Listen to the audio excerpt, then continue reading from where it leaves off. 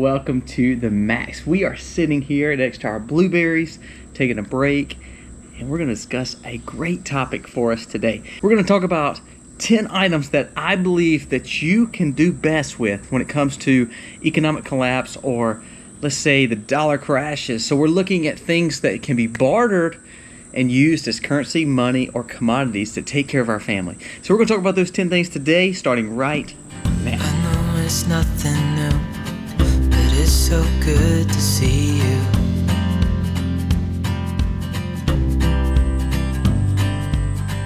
We do this every day. As I said in the intro, welcome to our channel. We are the Max. If you are new to our channel, please go right down here, push subscribe, ring the bell, leave us a comment, give us a thumbs up. Also, tell us if you don't like the video, tell us what you don't like about it. Today we're going to be on a video that is dealing with bartering. As we see a market that has been very volatile, as we see our dollar struggle in value, as we see our investments struggle in value, one thing comes to mind. What else can we have if all of a sudden we get into a Great Depression situation, or a major recession, or we see that our currency is so devalued it may become worthless? What are some of the things that as survivalists or as preppers that we need in our household that could help us get through the next coming days, weeks, months, or years ahead? All these things that we talk about are mostly things that you have in your household, or things that you would typically buy. So let's start the list right now with number one. Number one is easy. It's a general food. We need to make sure that we are putting up as much food as possible. I've got several videos dealing with things that you can even purchase at Walmart if you're a beginning prepper, even down to some of the survival food that you can buy already freeze-dried and put up. You will be paying a little bit more for that, but if you're in a necessity and you need food quickly and you need to prep a lot, you need to go ahead and buy as much as you can. If not, you need to be growing it. As we're sitting right next to the blueberries and next to a lot of the gardens that you see in Permaculture Zone 1 for here at the Max, we want to make sure that we're putting up as much food as possible. If it's by canning, freezing, freeze-drying, dehydrating, or just simply having live food here on the farm, we want to make sure that we're doing all that we can to put up tons of food. Number two, it's a pretty easy one too. It's over-the-counter medicine. We see over-the-counter medicine piled full when there's nothing going wrong in our world. As we saw in the pandemic, as we see in a lot of recession depressions, a lot of the things that go off the shelf first is medicine. Even if you think you don't need it right now, you need to be purchasing some things to put in your normal stockpile, such as, headache medicine, or cold and flu medicine, or anti-diarrheal medicine. All those things are very beneficial to make sure that we're taking care of ourselves in any situation, to make sure we're well, because there may be times that we may not be able to go to a facility or clinic or hospital. Also, we're fixing to do a medicine video talking about the main things that you need medically for your bug in situation and your bug out situation. So look forward to that. I think it'd be a good one also. But number two would be over-the-counter medicine. This is where I say you need to make sure that you're putting up enough for yourself, and then gently over time you're stockpiling more and more and more. You're rotating some of the older ones out. Hopefully you're not having to use a lot of this, but what it can do is it can allow you to be able to utilize and barter for other things you may need. Maybe you need some of the things on this list, but you have a lot of medicine that you can turn around and barter and almost use as payment for something else. Bartering is very important, especially in the times of the Great Depression and a lot of recessions and a lot of war times in a lot of areas. You saw the importance of commodities and bartering tools and bartering items, and even bartering ourselves to make sure that we were taking care of our family when currency was not around. Number three is liquor, or alcohol, stronger liquor. That is something definitely that you need to have in your home, and definitely in your prepping supplies, because you can utilize it. But not only can you utilize it, it's one of the best bartering tools. It's been around for hundreds and thousands of years, and even though people barter it because some people need it for intake, because they've gotten addicted to it, that's not what I'm just talking about there. Yes, you can barter it for that purpose, but it can be used as a medicine, a holistic medicine. It also, we use it in our tinctures. We make our vanilla out of it. We always buy ours in glass, and we try to buy the most holistic vodka that you can find. A lot of those you can find organic. It's good to have. It never goes bad. You can utilize it in so many different herbal remedies or medicines to make sure you're getting taken care of. Have a little bit more, because it is a great bartering tool to be able to get what you need, because for some reason they're needing it and you have it. It's a great asset to have in a bartering situation. Number 4, in a bug out situation, or if you're in a situation where we're going on days, weeks, months, and we don't know what's going on, it's a collapse situation, clothing would be number 4. When I say clothing, it's not just like a shirt, it's not just like a hat. It may be a hat for some people because they're in a hot area and they're not able to be in a home. The sun's bearing down, it's a way of covering. It may be socks and shoes because you're in a wet area, your feet need to be protected. We talked about this in the past video. It may be boots. It may be belts and to use as a tourniquet. There's so many different facets to our clothing that can be used. I would challenge you to have some extra clothing. I know in our bug out supplies, we have external gear simply for our bug out. That may be rain gear, that may be winter gear, that may be socks, that may be an extra pair of boots that we carry in the truck that we bug out with. Look at your area and see what best works for you. Here in the South, we get a lot of rain and we're in a muddy area. So I would challenge people to look at boots, waterproof items, and socks and things like that. Now in the North, you may need more winter gear. So look at your scenario. If you're in the desert and the areas that are not getting a lot of rain, it may be certain kind of hats, bibs, sunglasses, or things to cover from sunburns. Make sure that you are able to have some clothing for that reason to barter. If it's simply just socks and boots, you don't know how much that's worth when it comes down to someone having major feet issues and they're needing to get somewhere. Socks and boots are important. Not the ones you're wearing, but having an extra set in your bartering capabilities, even in your bug out situation, it's a game changer. Number 5 would be a holistic set of herbs and medicine. When I say that, it may be homeopathy, it may be essential oils, it may be dried herbs that you've bought over time. When we get to the point where over-the-counter medicines are not available, or pharmacology is not available, or pharmaceuticals are not available, and we're in a situation where someone is needing some kind of medication that they no longer can get, you need to have knowledge of what you're buying. You need to have knowledge of the herbs that you're using, or essential oils that you're using, or the homeopathic versions of medicine that you're using. But those are phenomenal bartering tools, not only for the medicine capabilities, but again, another holistic version. When the medicine's no longer there, you have another set of supplemental medicines. A lot of those medicines and herbs can be put with the liquor to make tinctures, so those go hand in hand. The next few items are things that you may want to have, and they're typical household items, are things that you probably already own, but now it's time to buy in surplus because this now could be the next currency.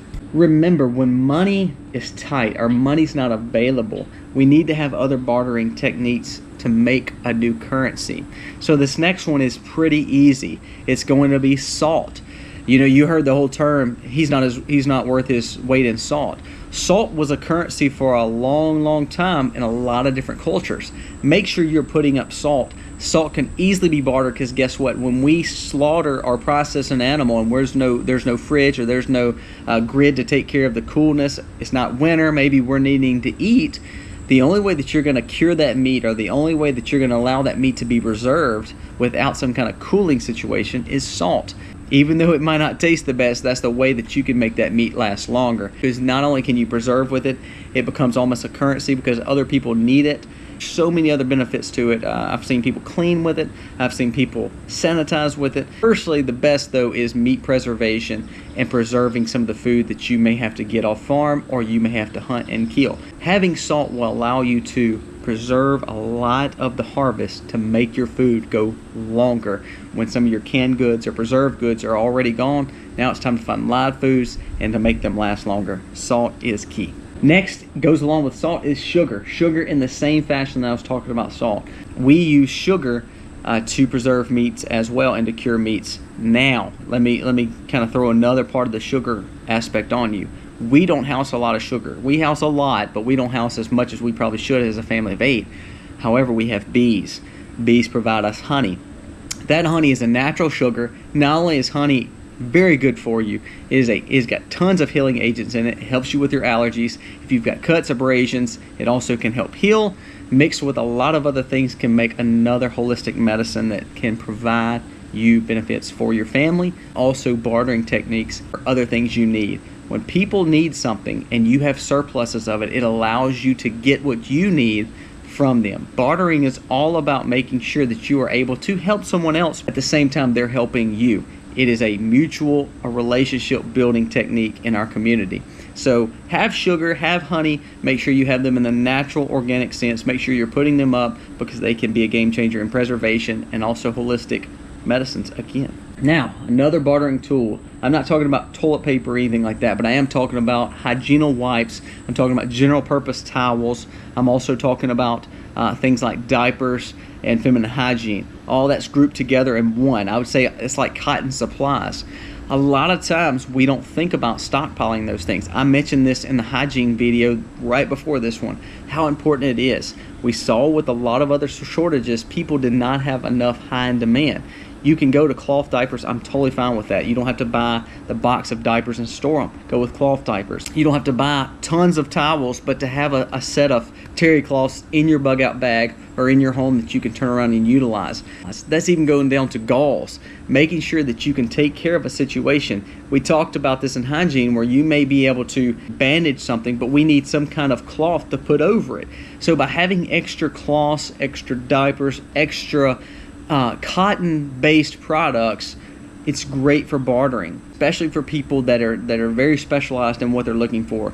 So a young female or a baby, a lot of those families need those things. Next is a big one. It would be coffee and caffeine.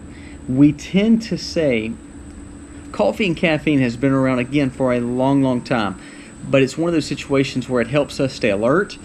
People are addicted to it. So when people are addicted to something and it's a vice, then it becomes a way that you can turn around and use it to your advantage. We're talking about a situation where the crap hits the fan and we're needing to make sure our family's taken care of. So coffee or some kind of caffeine is good to have. We keep a lot of coffee on hand, keep a lot of other caffeinated options on farm, green tea, having things that are beneficial to us, but also to make sure that we can barter away. So I challenge you to have some kind of coffee, some kind of caffeine, something that can help boost awareness for some people that may be lacking sleep, but also it's an addiction for some people. I like coffee myself, but it also, by having it, it allows you to be able to barter it just like the liquor, just like the sugar, just like the salt. It's something that we get used to, and when we don't have it, it becomes a major issue. So learn to have coffee or other caffeine items to barter. Next is spices. That seems crazy, but herbs and spices are huge. If you're on a rice and beans style diet and that stuff gets bland after a while, it can keep you alive, but we have to learn to balance our diet out and make sure that we're getting all the needs that we're needing. So a lot of the herbs are there to help us get those micronutrients that we may not be getting in the rice and beans. The spices are there to change the taste for our palate to make sure it's not going to cause us to get sick by eating one thing all the time. It can cause a lot of health issues by doing that. So make sure you're balancing out your food with the spices. Now, we have tons of spices. We're growing tons of spices. We've preserved and dehydrated tons of spices. But you can buy high quality organic spices or herbs online or at a grocery store or at a holistic store or at a farmer's market. Make sure you have those things, because you're going to realize this. People are eating more bland foods that they're not used to, or they're needing a holistic approach for macronutrients and micronutrients. Herbs and spices can come in crazy handy.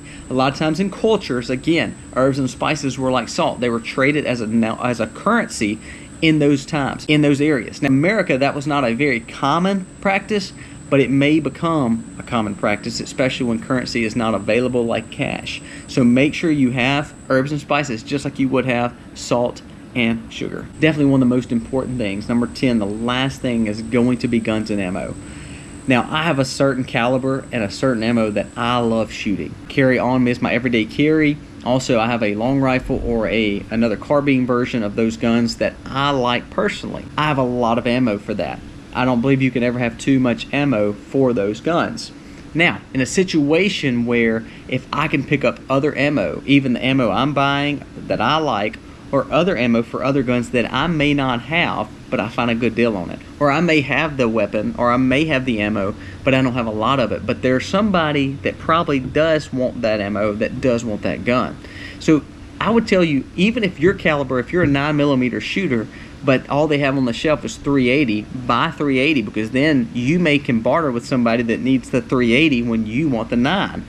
It all comes down to making sure that you are using it as a bartering tool. It's all about negotiation when it comes to bartering. So guns and ammo is very important, not only to stockpile for yourself, but to be able to buy some of those things extra, some of the things that you may not need. Maybe you've lost that gun in a ship accident. Maybe you don't have that gun anymore. Maybe you don't have that caliber. Maybe you don't like shooting that round because it gets jammed in your gun.